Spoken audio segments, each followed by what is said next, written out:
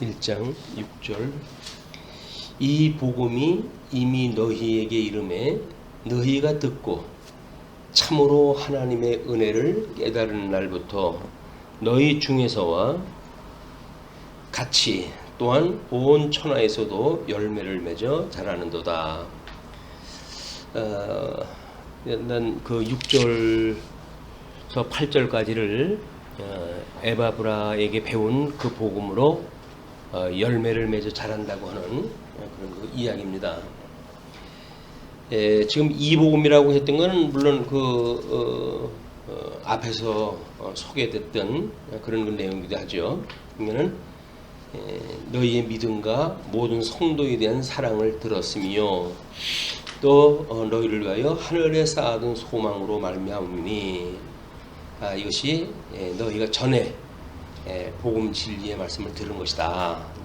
그렇게 듣고 배웠던 내용인데 골로새에 있던 너희들을 지도했던 이제 그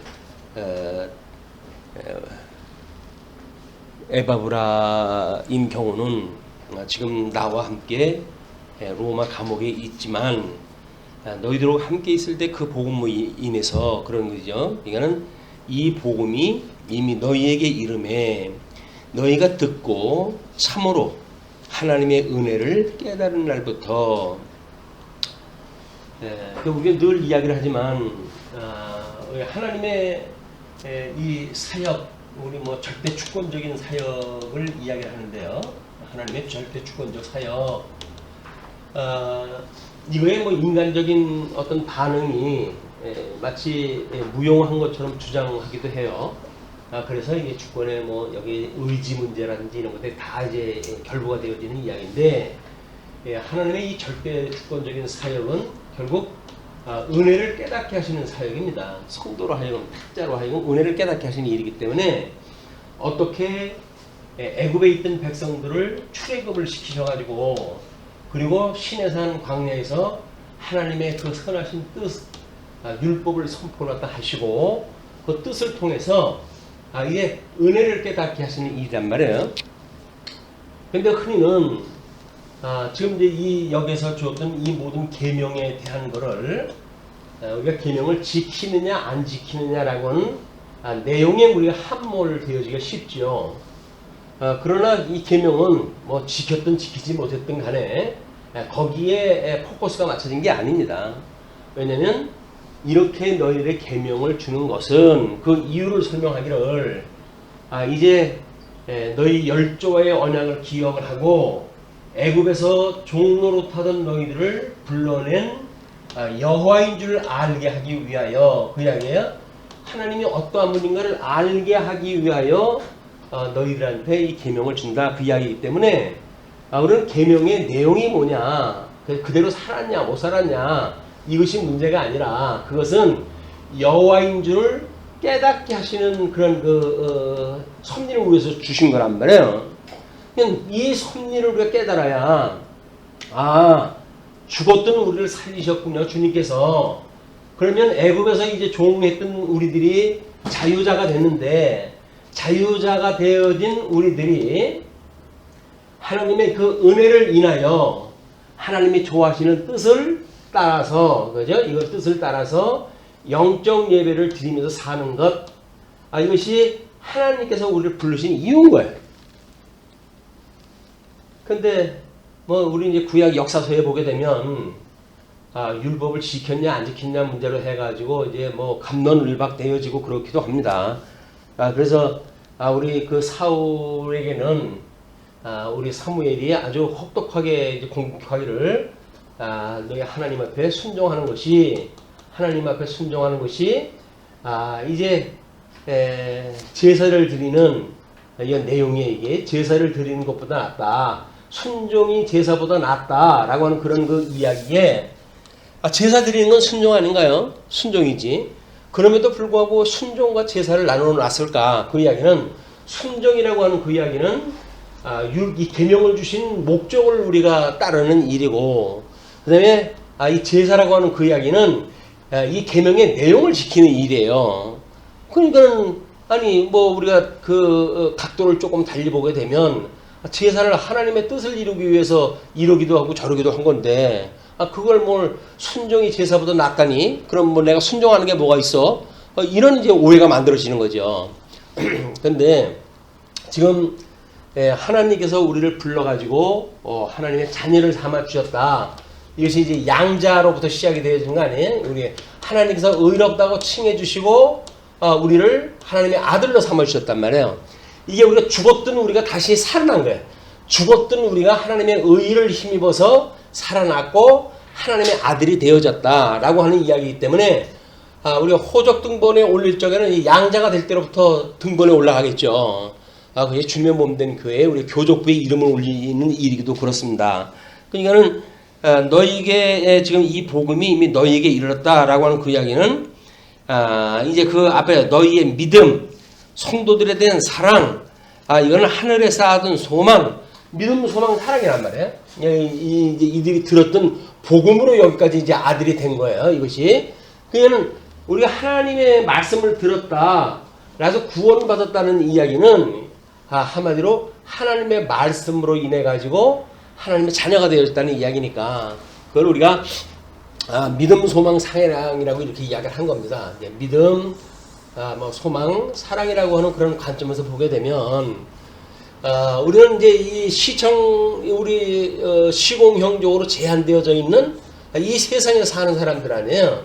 우리가 이제 중생인인 그래서 우리 웨스트민스터 신앙 고백에 이제 그 교회론적인 그런 거를 몇 가지를 복사를 해드렸어요.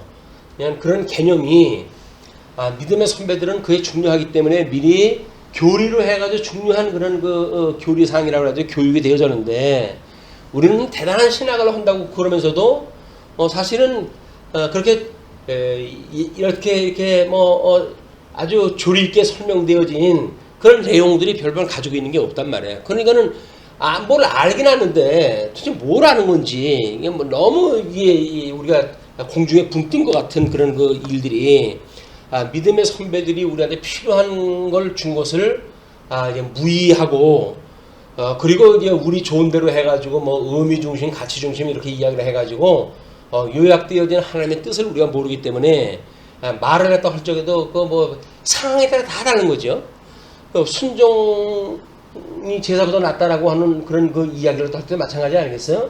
순종은 어디에 대한 순종인가? 하나님의 계명에 대한 순종입니다. 뭐 이렇게 이야기를 할 거예요.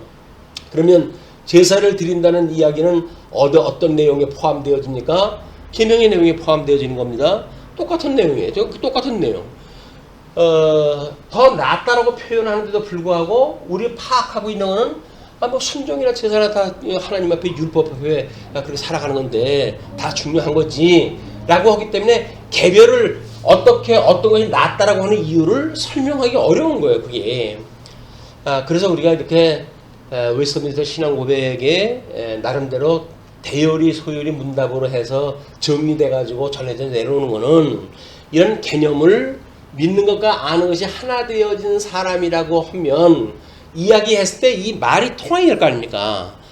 그러기 위해서라도 그건 매우 필요한 일이다. 그걸 교리주의니 교조주의니 해가지고 비난을 갖다 하고 자기네들이 가르치는 거는 그럼 교리가 아닌가요?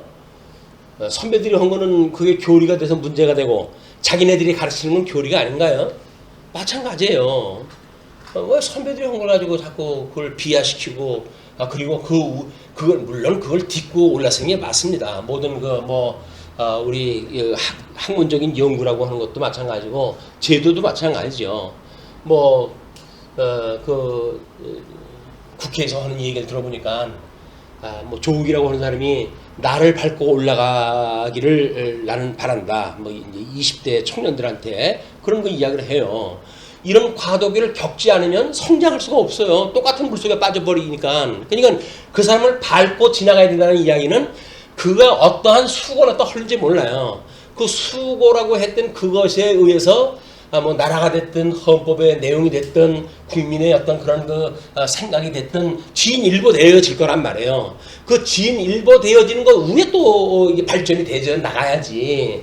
그걸 중간에서 전부 잘라버리고 다 필요 없다. 이렇게 이야기를 하게 되면 우리가 뭐 우리 사랑의 우리 뭐 이 소망이라고 했던 그 이야기는 성경에 기록되어진 하나님의 원형적인 뜻 아닙니까? 이거 뜻은 여기에 다 이룬 사람들이 아니잖아요. 이건 다 소망 중에 우리가 살아가는 거예요. 소망을 가지고. 그렇기 때문에 이 소망을 가지고 살아가는 것이 우리 믿음의 영역 아니에요? 이 믿음의 영역. 이 믿음의 영역은 우리가 이 시공간이라고 하는 세계가 초월되어진 개념으로 믿는 겁니다. 왜냐하면 바라보는 것들의 실상이니까. 그래서 믿음이라고 하는 그 이야기는 이제 이 믿음을 갖게 되어지면 거기에서 열매가 맺게 되어지는데 그게 사랑이라고 하는 열매지요. 그래서 사랑의 수고라고 이야기를 하고 믿음의 역사라고 이야기를 하고 그리고 소망의 인내라고 하는 그런 그 이야기는 이런 수식어에 따라서 이 성격, 믿음, 소망, 사랑이라고 하는 성격이 구분될 수가 있는 거예요. 이게 무조건 그냥 뭐 소망, 믿음, 사랑하다 한꺼번에 다 묶어가지고 처리해버리게 되면 그러면 소망이 이 시공향 이 공간 속에서 그냥 통용되어질 수 있는 그걸로 되고 믿음도 이 안으로 내려오고 그러면 믿음, 소망, 사랑을 이 시공형적인 세계 속에 다 끌어들여가지고 이야기를 한다면 그 개념이 제대로 떠오르질 않습니다. 이것이 어떤 개념이라고 하는 걸 설명하기 위해서 성경에서도 소망에는 인내라고 하는 수식어를 달고 믿음이라고 하는 역사, 사랑이라고 하는 수고라고 하는 수식어를 달므로 해가지고 그건 차별화되어져 있는 의미를 알려주는 겁니다. 그러니까 교리주의에서 이야기하는 것이 만약에 여기서 제사 드리는 일이 믿음, 소망, 사랑이라고 하는 신망이라고 하는 단어적인 거라고 한다면 이 순종이라고 하는 그 이야기는 여기서 믿음의 인내, 믿음의 역사, 소망의 인내, 사랑의 수고라고 하는 이런 늘 성장해가는 쉼이 없이 성장하는 영원한 이런 개념이 포함되어져 있는 거예요. 만약에 우리 신망이라고 하는 그 이야기는 단어로 이미 갖춰져 있는 거 아닙니까? 단어로 갖췄다는 이야기는 정지되어져 있다 그 이야기예요. 그래서 이 정지되어져 있는 걸 우리가 율법주의라고 이야기를 하고 정지되어진 것이 아니라 그 정지되어졌던 율법을 어떻게 영원하신 하나님의 말씀으로 승화시키느냐라고 하는 것이 율법이라고 이야기를 했잖아요. 율법주의와 율법의 그런 그 차이입니다. 신앙생활도 마찬가지예요. 우리가 어떤 단어에 얽혀 매이게 되면 그러면 우리는 뭐 교조주의나 율법주의와 다를 바가 없습니다. 거기에. 그래서 우리가 그걸 어떻게 영원하신 하나님의 뜻 이렇게 지금 현세의 세계와 또는 영원한 세계와 또 믿음의 세계와 이런 것들을 어울려 가지고 생각할 수 있는가 라고 하는 통섭적인 사고 능력이 없으면 안 돼요. 그래서 이게 복음은 그렇게 쉬운 게 아닙니다. 은혜를 하나님께 주셔가지고 은혜를 깨닫게 하시는 일이 믿음, 소망, 사랑을 깨닫게 하신다 라고 이야기한다는 얘기는 영혼을 깨닫는다는 이야기 아니면 영원한 죽었던 우리를 살리셔서 믿음의 영역에 살게 되어지고 그리고 우리 하나님의 실체적인 그 언약에 우리가 참여가 되어지는 것 이것이 복음이에요 이게. 근데 그 복음을 어떤 단어 속에다 가둬놓게 되면 어떻게 되냐면 여기서 사랑의 수고를 하는 이 공간에서 믿음을 다 설명을 해야 되니까 그러니까 믿음이 옳으냐 그르냐 네가 크냐 내가 크냐 뭐 이런 거 가지고 시비를 걸리게 되어지는 거거든요. 고린도 교회에 그렇게 은사를 받아가지고 잘난 사람들이 왜 사도 바울은 믿음, 소망, 사랑이 항상 있을 것이라고 그러면서 그 중에 제일이 사랑이라고 이야기하다 하는 것이 이유가 뭘까요? 이 사랑이라고 하는 그런 것이 열매를 맺고 살아가야 되는 것이 성도들의 삶인데 사랑이라고 하는 게 없으니까 시기하고 질투하고 미워하고 그런 일이 벌어지는 거 아니겠어요? 그러고 무슨 뭐 하나님의 아들이라고 이야기를 하니까 사도 바울이 너희들 그 사랑이 없으면 너희들이 알고 있는 소망이나 너희들이 뭐 믿고 있다고 하는 믿음이나 이게 다 가짜야 그 이야기입니다. 한마디로. 그러니까는 너희들이 이 믿음이 타산을 옮기는 그런 믿음이 있을지라도 사랑이 없으면 아무것도 아니라고 이야기하는 거 아닙니까? 그리고 소망에 대한 것도 마찬가지죠. 우리 하나님의 영원하신 그 뜻이니까 거기서 하나님이 어떠한 분인가를 너희들이 모르고 그 뜻을 알아가지고 어쩌고저쩌고 해가지고 방언 1만마디라도 한다든지 들어가 한다고 하더라도 그건 울리는 깽가리야 그 이야기란 말이에요. 근데 아니 하나님의 말씀을 증거하고 그렇게 하는 것이 우리한테 필요한 거 아니겠어요? 근데 왜 사랑이 없으면 그게 울리는 깽가리라고 설명하다 하냐? 그럼 이 사랑이 있는 곳에는 여기 지금 소망이 없다는 이야기냐? 하나님의 뜻이 없다는 이야기냐? 이런 거에 우리가 막혀버리잖아요. 그것이 이런 통섭적인 마인드가 없으면 복음을 이해한다는, 합리적으로 복음을 이해한다는 건 불가능한 겁니다. 하나님께서 그냥 믿음이라고 하는 이런 우리 창조되어진 세계와 또 현실 세계 죄의 종로로 타던 것과 그다음에 에덴을 창설하신 것처럼 우리 영을 갖다 만드시고 육을 만드신 하나님께서 마음을 지으셔가지고 우리들한테 이런 깨달음의 역사를 다 해가시는 이란 말이에요, 이게. 그러니까 기독교가 만만한 거 아닙니다. 합리적으로 설명되어질 수 있는 것도 아니에요, 또. 물론 우리가 억지로 뭐 믿음을 갖다 이야기를 하고 그러니까 그런 그 합리적인 그런 그 질문을 답하기 위해서 성경을 문자적으로 역사적으로 우리가 이용하다 하지만 하나님이 우리한테 은혜를 주시는 거 일이라고 한다면 역사를 모르는 무식한 사람도 그 복음을 깨달을 수 있는 거예요. 뭐 통섭적인 것이 이것이 뭐 공부를 많이 해야 되어지는 겁니까? 안 그렇습니다. 뭐 우리 극단주의자들 보게 되면 다 대단한 공부한 사람들이에요, 그 사람들이. 근데 그 사람들 하는 거면 꼭 막혀버리잖아요. 답답하잖아요. 왜 그럴까요? 이것이 통섭적인 일 아니에요, 그 사람들이. 자기가 있는 세계에 갇혀있기 때문에 다른 사람들의 말에 귀를 기울이질 않습니다. 극단주의가 그 어려움이 바로 그런 것이 있다. 지금 에바브로에게 복음을 들었을 때 그 복음을 너희들이 들었는데 그 복음은 너희의 믿음과 성도에 대한 사랑과 또 하늘에 쌓아둔 소망 막 이런 것들을 내가 잘 들었다 그 얘기죠. 그러니까 너희가 전에 복음 진리의 말씀을 들은 것이다. 그것이 사도 바울이 전했던 복음 바로 신망회라고 하는 우리 믿음 소망 사랑이라고 하는 그 이야기는 영원하신 하나님의 뜻을 죽었던 우리들을 하나님과 중생을 시키셔서 그래서 이 믿음의 공간 속으로 우리가 하나님 나라로 끌어들여 가지고 이걸 믿게 하신 거야 라고 하는 이야기이기 때문에 우리한테 복음이라고 한다면 이 세 가지가 한꺼번에 다 설명이 돼야 돼요. 예수 그리스도 죽으신 건 여기서 죽으신 거 아닙니까? 예수님이 선제했다라고 하는 건 우리 예수님이 하나님의 이 아들로서 지금 선제했던 것이 영원한 세계예요. 거기서 이 땅에 오셔가지고 우리 죄를 대신 짊어지시고 돌아가셨다. 그리고 부활하셨다고 하는 그 이야기는 이런 모든 것이 초월되어진 세계란 말이에요. 그러니까는 이 우리 예수 그리스도 십자가의 도라고 하는 그 이야기가 단순히 빈 십자가냐 뭐 예수님 매달려져 있는 십자가냐 라고 하는 걸로만 설명되지는 않습니다. 이것이 죽으심과 부활이라고 하는 그 부활이 단순하게 죽었던 사람에서 살아났던 재생이 아니잖아요. 다시 살아난 재생이 아니에요. 부활이라고 하는 그 이야기는 이 시간과 공간과 형상을 초월한 존재로 다시 살아났다는 이야기입니다. 에덴 동산이 우리가 상실되었다고 한다면 에덴 동산을 회복했다는 이야기고 요한계시록에 가게 되면 그걸 회복했다는 이야기고 그것은 영원하신 하나님 나라를 우리가 누리게 되어지는 것이라고 하는 개념과 같다. 자, 그래서 6절에 이 복음이 이미 너희에게 이름에 너희가 듣고 참으로 하나님의 은혜를 깨달은 날부터 이 은혜를 깨달은 날 그 이야기는 복음을 듣고 이 복음을 듣고 은혜를 깨달았다는 이야기는 이 우리 하나님이 계셔야 이 하나님에 대한 어떤 반응으로 지금 우리가 은혜를 깨달은 거 아니에요? 하나님이 주신 거니까. 그래서 지금 이 땅에서 우리가 복음을 들었다고 하지만 예수님이 이미 우리를 의롭다고 칭해 주시고 중생을 시키시고 중생을 시켰다는 이야기는 뭐예요? 이미 이 세상의 권세로부터 우리를 노연하게 해서 하나님의 뜻을 깨달을 수 있는 그런 공간으로 우리를 끌어들여 가지고 다시 살아나게 해서 복음을 듣고 의롭다고 칭해 주시고 하나님의 아들로 삼아 주셨기 때문에 하나님의 아들로 산다는 이야기는 믿음, 소망, 사랑을 다 가지고 살아가게 되어지는 것이다. 이것이 우리가 들었던 복음이에요. 들었던 복음. 그러니까 이 복음이 하나님의 은혜로 주어진 거기 때문에 너희에게 이제 하나님의 은혜를 깨달은 날부터 너희 중에서와 같이 또한 온 천하에서도 열매를 맺어 자라는도다.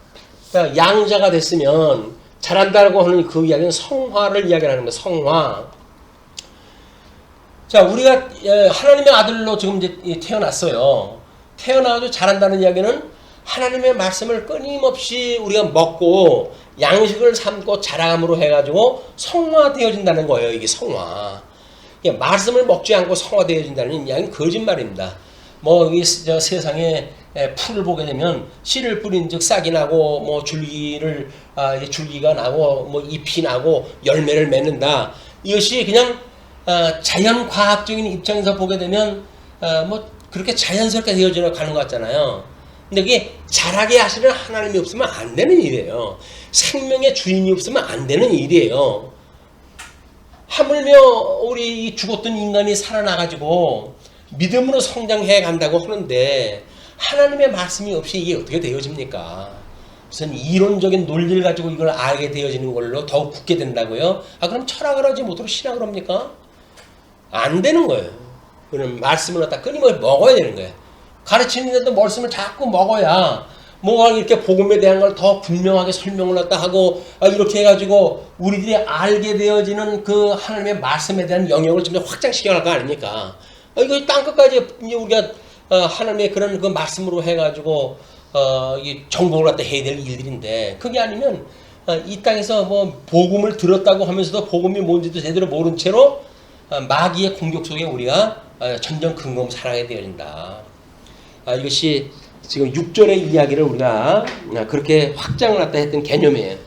이 복음이 이미 너희에게 이름에 너희가 듣고 참으로 하나님의 은혜를 깨달은 날부터 그 이야기는 다른 말로 이야기해서 뭐예요? 그 죽었던 우리를 살리셨도다 라고 하는 것이 은혜 아닙니까? 출애굽을 갖다 했던 백성들이 그 6월절을 기억을 갖다 해야 될 일이 애굽의 종로로 타던 그들을 하나님께 불러주셨거든요. 그러니까 이것이 죽었던 우리를 살리셨어요 라고 하는 것이 우리의 은혜의 시작인데 은혜의 시작도 우리가 엉뚱하게 뭐 어떤 사람은 또 무슨 죄에 대한 거를 인간의 죄를 거룩한 죄라는 동 왜냐면 하나님을 깨닫기 때문에 그렇다는 이야기예요. 이렇게 해가지고 자기네들 논리를 다 펴가는데 하나님 앞에서 그냥 말장난하면 안 되는 겁니다. 이게.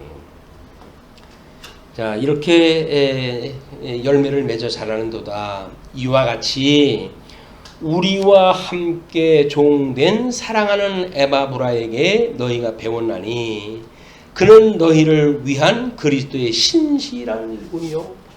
지금 이렇게 너희들의 복음을 증거했던 에바브라는 신실한 종이라는 겁니다. 신실한 종. 우리 앞에서도 그 골로새의 그 성도들로 하여금 그리스도 안에서 신실한 형제들한테 편지한다고 그랬잖아요. 신실. 우리가 믿는 것이 이런 어떤 실질적인 믿음을 가지고 있는 실질적인 믿음이라고 하는 건 변질하지 않습니다. 우리가 이 믿음이 변한다는 이야기는 한마디로 신실치 못한 거기 때문에 그러는 거예요. 여기서 뭔가 가상의 세계에서 어떤 이런 시공간 그런 공간 속에서 복음을 들었다고 하는 그런 것들이 마치 믿음의 영역 속에서 바라보는 것들의 실상의 복음을 들은 것이 아니라 세상에서 이러고 저러고 장난하는 철학적 요소를 우리가 복음으로 들었다고 하려면 우리는 그거는 늘 표현할 수밖에 없는 거예요. 신실하지 못합니다. 끊임없이 한번 우리의 약속을 하면 약속대로 이루시는 하나님 앞에 복음을 들었기 때문에 우리가 정상적인 복음을 듣게 된다고 한다면 그 복음을 배척할 수가 없어요. 그러니까 그렇게 우리와 같이 우리와 함께 종된 사랑하는 에바브로에게 너희가 배웠는데 그는 너희를 위한 그리스도의 신실한 일꾼이요 성령 안에서 너희 사랑을 우리에게 알리는 자니라. 성령 안에서라는 그 이야기는 이 사랑이 적어도 이런 성령의 역사, 믿음의 역사의 공간 속에서 일어나는 일, 이거를 지금 우리한테 보내줬기 때문에 우리가 알고 있는 것이다. 그런 그 이야기죠. 성령 안에서 너희 사랑을 우리에게 알린 자니라.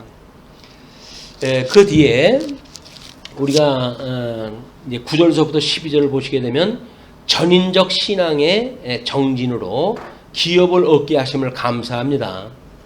자, 이로써 우리도 듣던 날부터 너희를 위하여 기도하기를 그치지 아니하고 구하노니 너희로 하여금 모든 신령한 지혜와 총명에 하나님의 뜻을 아는 것으로 채우게 하시고, 이제 여기서 우리가 이제 성도들의 전인적인 걸 설명을 해요. 우리 전인적이라고 하는 그 이야기는 우리는 이제 이걸 5개로 나눠가지고 영성 또는 지성 또는 감성 또는 심성 또는 덕성 뭐 이렇게 나눠놨잖아요. 이거를 이제 뭐 세상에서는 지, 정, 의라고 하는 걸로 해가지고 인격이라고 이야기를 하는 겁니다. 인간이 가지고 있는 인격. 그렇기 때문에 특별히 우리가 이 의지 문제만 가지고 있느니 없니 하는 거 논하는 거는 인간학적으로 맞는 게 아니에요. 이거는 어떻게 의지만 얻겠습니까? 감정도 하나님께서 우리한테 안 주시면 안 되는 거죠. 하나님께서 우리가 속해져 있기 때문에 지정이라고 하는 거는 하나의 인간의 인격을 이야기를 하는 거지. 그래서 다른 거는 있고 뭐는 없다라고 설명하는 자체도 사실은 잘못되어진 설명이에요. 자유의지가 없냐 있냐 이런 그 문제는 말이 안 되는 거다. 자유의지라고 하는 그 이야기는 철학적 질문으로 해가지고 정말 자기가 주체적으로 뭘 할 수 있는가에 대한 그런 그 논의이기 때문에 우리 신학에서 이야기하는 그런 그 의지는 우리 하나님께서 에덴 동산에 두었을 적에는 자유의지를 가지고 하나님을 경외했지만 에덴 동산에 내쫓겨가지고는 죄의 종로로서 하게 했기 때문에 우리들의 모든 인격은 이미 사단의 종이 되어진 거다라고 하는 개념이지, 자유의지만 가지고 뭐 있냐 없냐 뭐 하나님하고 그게 대척이 된다는 등 이런 거 논리는 맞지 않습니다. 창조주 하나님이 할 일이 없으셔가지고 인간 만들어 놓고 그 골치 아파 하실 분이십니까? 안 그래요. 자유의 의지를 가지고 있는 인간한테 하나님이 예배를 갖다 받으시길 원하시지, 의지도 없는 뭐 기계덩어리 같은 것이 뭐 이러고 저러고 하는 걸 하나님 받으시겠어요? 마음을 보신다는데 마음을 보신다 그러잖아요. 그 마음은 이런 인격적인 그런 예배를 드리는 자의 마음을 받으신다는 이야기지. 마음도 없이 무슨 그 하나님 앞에 뭘 있는 지식을 가지고 뭐 율법을 갖다 어떤 행위를 갖다 한다 이런 걸 가지고 하는 걸 하나님 받으신 게 아니다. 너무 의지라고 하는 철학적 주제를 가지고 그 부분만 우리가 확대해서 그만 생각할 일이 아니다. 이건 믿음이라고 하는 전체 영역, 인간이라고 하는 전체 영역을 가지고 설명을 해야 될 부분이기 때문에 쉽게 설명한다고 하는 이유로 해가지고 마치 로봇처럼 되어지는 것이 당연한 것으로 설명되어지는 방식은 많은 사람들한테 쇠뇌시키기 쉬운, 왜냐면 합리적인 설명이라고 생각이 드니까 그걸로 사람들이 매료가 되어지는 거예요. 한번 그 맛을 보게 되면 복잡한 이런 그 이야기에 귀를 기울이기 싫어합니다. 왜? 잘 정리되어진 이야기가 있는데 왜 그걸 복잡하게 또 풀어가지고 흐트러놓냐 그 이야기거든요. 흐트러놓는 것이 아니라 원래 잘못되어진 거예요. 잘못되어진 이론이기 때문에 바른 이론으로 제대로 공부를 하지 않으면 안 된다. 그래서 우리가 잘못되어진 거는 과감하게 버려야 되는 거예요. 그게 우리가 매일같이 죽는 일입니다. 하나님의 말씀으로 새롭게 만약에 성장한다고 한다면 과거에 잘못되어진 거는 모든 인격적인 걸 다 우리가 태워가지고 버려야 돼, 이걸. 자, 그래서 지금 이 듣던 날부터 너희를 위해서 기도하기를 그치지 아니하는데, 그치지 아니한다는 이야기는 이게 쉬지 않고 기도한다는 이야기죠. 그치지 아니한다고 그랬으니까 그러면 매초 이게 계속돼야 되는 거예요. 그럼 이거 기도할 때 다른 교회에다가도 또 쉬지 않고 기도한다고 그러는데 그럼 그 기도할 적에는 이 기도가 쉬어야 될 거 아니겠어요? 말을 우리가 그렇게 이해로 하면 안 되잖아요. 쉬지 않는다고 쉬지 않는 기도다. 골로새 교회에다 쉬지 않는다 기도를 갖다 한다고 그랬고, 그럼 뭐 골로새뿐만이 아니잖아요. 에베소서, 뭐 빌립보서, 이 데살로니가서 그 교인들한테도 끊임없이 쉬지 않고 기도한다고 그러는데, 그런다면 기도를 가지고 한 가지를 가지고 어떻게 두 개다 다 할 수가 있어요. 그 말을 단어라고 하는데 이게 막혀버리게 되면 고맙고 답답한 거예요. 설명할 수가 없는 거예요. 이 시간에 제한되어진 공간 속에 걸 가지고 이야기하는 게 안 된단 말이에요. 그럼 이걸 초월한 믿음의 세계에서 이야기하는 걸로 보게 되면 우리 하나님의 뜻을 깨닫고 그걸 구하는 일이라고 한다면 이미 시간을 뛰어넘은 공간 속에서 기도하는 거 아닙니까 이게. 그게 이걸 쉬지 않고 기도하는 거예요. 우리가 성령의 지금 이 기도하는 사도 바울이 성령에 잡힌 바가 되어졌다고 한다면 여기서 하는 그거는 시간 공간 속에 제한되어져 있는 모든 교회가 포함되어진 기도로 딱 할 수가 있는 곳이지. 그걸 뭐 사람이 그렇게 말을 그렇게 이야기를 할 수가 있냐. 우리한테 와가지고 뭐 우리한테 쉬지 않고 기도한다고 그러고 다른 교회 가면 다른 교회 쉬지 않고 기도한다고 그러고 사람 앞에서 인심 얻기 위해서 그러는 거 아니냐. 그건 요 속에 있는 사람이 소갈딱지 좁게 해가지고 이제 오해라도 하는 거예요 그게. 인간들이 이 안에서 오해하는 거는 막을 방법이 없어요. 막을 방법이 없어요. 마음을 넓힌다는 이야기는 믿음의 공간을 우리가 가야 돼요. 시간과 공간이 초월되는 세계로 가야 돼요. 그래 넓어지지. 여섯째 내 몸이 뭐 여섯째 되는 내 몸이 뭐 이 땅에 있으나 뭐 있으면 맨날 똑같은 그 규모지. 넓어지기 뭐 넓어집니까? 마음이 넓어진다는 이야기는 이미 믿음의 영역 속에 우리가 들어가야 마음이 넓어지는 것이다.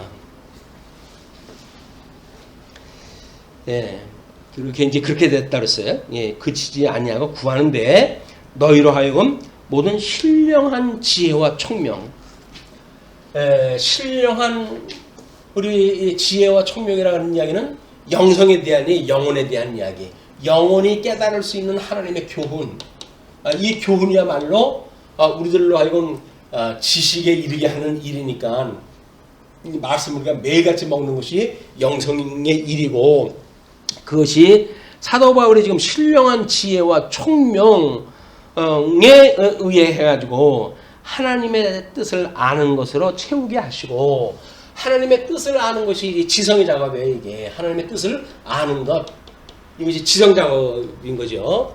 그리고 주께 합당하게 행하여 범사에 기쁘시게 하고 우리가 주께 합당하게 행하는 그런 덕성으로 인해 가지고 그 범사에 하나님을 기쁘시게 하시고 그게 믿음의 열매겠죠. 이게 하나님이 기쁘시게 드리는 하나님이 기쁘시게 받으실 예배를 갖다 드리는 거죠. 예, 이게 이제 감정에 대한 문제예요. 물론 이 안다라고 하는 이야기는 우리가 깨달아 알게 되어진 거기 때문에 여기는 이미 깨닫는다고 하는 심성 작업이 있어져야 되는 거예요. 깨달아 알고 라고 하는 그 안다고 하는 그것이 지금 선한 뜻을 너희들이 아는 것 그런 총명의 하나님의 뜻을 아는 것 그 이야기는 이미 우리의 깨닫는 것을 통해 가지고 이러한다. 신령한 지혜와 총명이라고 하는 것에 의해서 깨달아지고 그리고 하나님의 뜻을 아는 것으로 채우시게 되고 그리고 주께 합당하게 행하여 이 합당하게 행하여라고 하는 그 이야기는 로마서에서 우리 인간의 이 덕성 타락한 인성에 대한 이야기할 때 뭐라 그래요? 합당치 못한 일을 하게 하신다 그랬잖아요. 합당치 못한 일을 우리가 해서 죄 아래 빠졌을 적에는 우리 하는 일이 모든 이것이 죄로 드러난다고 이야기를 했단 말이에요. 근데 이제 우리 이렇게 하나님의 지혜와 총명의 말씀, 총명으로 인해 가지고 깨달음으로 우리 지식에 깨닫게 되어지게 되면 하나님께서 우리들의 이 덕성으로 하여금 합당한 일을 맺게 하신다. 열매를 맺게 하신다. 그 합당한 열매를 맺게 하시며 하나님을 아는 것에 자라게 하시고 하나님의 아는 것에 자라고 한다는 이야기는 우리 이제 이 인격적인 그 문제에서 우리 마음의 요소에서 지성과 감성과 심성이라고 하는 영역이 있는데 이런 것이 저 처음에 복음을 깨달았을 때의 작업이 이 작업이에요. 그런데 여기서 자라게 한다는 이야기는 뭡니까? 이 말씀으로 해서 끊임없이 하나님의 말씀을 인용할 양식을 삼을 때에 이 양식으로 해가지고 우리 이 마음이 성장을 갖다 하는 거예요. 이 마음이 성장하면 아까도 뭐라 그랬어요? 지혜와 우리 하나님의 그런 은혜로 인해 가지고 깨달아 알게 되어지는 걸 하나로 설명됐잖아요. 이게 우리 이거 위에서 본문을 갖다 설명할 때 모든 신령한 지혜와 총명에 하나님의 뜻을 아는 것으로 채우게 하시고 이야기를 했기 때문에 지금 그 밑에서 이야기하고 있는 모든 선한 일의 열매를 맺게 하시며 하나님을 아는 것에 자라게 하시고 라고 하는 그 이야기는 앞에 설명했던 것처럼 이것을 좀 묶어가지고 이 말씀에 의해 가지고 지식이 성장된다는 이야기입니다. 뜻에 우리가 하나님의 뜻을 아는 것에 이르게 하실 뿐만 아니라 그 뜻을 성장하게 되어지는 그 이야기는 뭐예요? 위에 설명했던 것이 공통적인 이 서술어예요. 서술.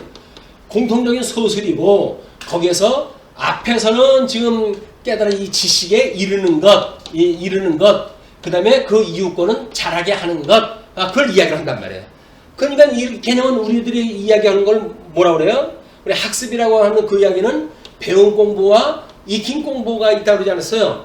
이것이 우리가 학습이라는 이야기야, 학습. 하나님의 말씀을 듣게 되어지게 되면 들은 말씀으로 해가지고 우리가 거듭나고 중생되어져서 하나님의 아들로 되어진 것뿐만 아니라 그 다음에 성장되어지는 것도 여전히 똑같은 원리에 의해서 하나님의 말씀으로 해가지고 자라게 되어진 거다. 그 이야기는 뭐라 했어요? 칭의만 하나님께서 우리한테 은혜로 주시는 것이 아니라 성화의 모든 것도 하나님의 은혜로 되어지는 것이다. 우리 이야기를 했잖아요. 그러니까 양자되어진 협의적인 개념으로 해가지고 양자되어진 것 이것을 가지고 우리는 구원받았다고 이야기를 해요. 그러나 성화라고 하는 광의적인 입장에서 보게 되면 이것도 구원받는 거란 말이에요. 이거를 우리가 이제 이뤘다 함도 아니고 섰다 함도 아니라고 하는 그 사도 바울의 이야기는 끊임없이 단어에 갇힐 수 있는 그런 위험한 요소를 영원한 개념으로 확장을 시켜주심으로 해가지고 우리가 깨달음을 주시는 거예요. 그러니까 너무 단어에 갇히게 되면 이렇게 시간과 공간과 형상에 우리가 갇히게 지게 된다. 그거를 마음을 넓혀가지고 믿음의 영역까지 확장이 되어져야 그걸 넓힐 수가 있는 겁니다. 의미를 깨닫는 일도 마찬가지고. 그래서 우리 협의적인 것, 내가 죽었던 나를 살리신 것도 우리 하나님이고, 또 하나님의 약속하셨던 가나안 땅에서 창건하고 분국하고 유수되고 회복되어지는 것도 누가 하시는 거라고요? 하나님이 하시는 거예요, 그게. 그러니까 성화가 뭐예요? 곧 하나님이 하시는 거란 말이에요. 잘하게 하시는 것도 이분이 하시는 거다, 그 이야기. 그러니까는 쉬지 않고 내가 너희들한테 기도하겠다, 그 이야기. 그래서 이제 그렇게 되면 잘하게 하시고 그의 영광의 힘을 따라 모든 능력으로 능하게 하시며 우리 세상의 권세들과 싸워서 이기기에 충분하게 하시며 기쁨으로 모든 견딤과 오래 참음에 이르게 하시고 오늘 지금 인내에 대한 이야기예요. 소망의 인내 그 부분을 이야기했던 겁니다. 또 앞에 그 모든 능력으로 그 이야기는 뭐예요? 믿음의 역사로 그 이야기죠. 믿음의 역사로 그 다음에 그 소망의 인내에 이르게 하시는 이런 우리가 됐다. 그래서 우리로 하여금 빛 가운데서 성도의 기업의 부분을 얻기에 합당하신 아버지께 감사하게 하시기를 원하노라. 감사하면 뭐예요? 감사의 열매로 뭐가 나와요? 사랑이 나오겠지. 하나님 앞에 감사하면서 맨날 불만 나올 수가 있어요. 불만 나온다는 이야기는 하나님에 감사치 않는다는 이야기입니다. 하나님께 감사치 않는다는 이야기는 은혜를 깨닫지 못했다는 이야기예요. 우리가 지금 이런 이제 이런 그 현상 세계와 믿음의 세계와 그다음에 실체적인 영원한 세계를 이렇게 구분져 가지고 생각할 수 있는 이런 영역을 우리가 이렇게 머릿속에다 그려놓고 그리고 본문을 이해를 또 하게 되면 훨씬 이해하기 쉽잖아요, 이게. 이런 구조가 없다면 이걸 무슨 수로 설명을 합니까? 천상 여기서 이제 설명할 수밖에 없어요. 우리가 발 딛고 사는 이 땅에서 이걸 설명을 하다 해야 되니까. 그러니까 여기서 또 이제 모순이 일어나기도 하고 설명이 한쪽으로 치우치기도 하고 그렇게 해가지고 복음이 어그러지고 이렇게 되어진다.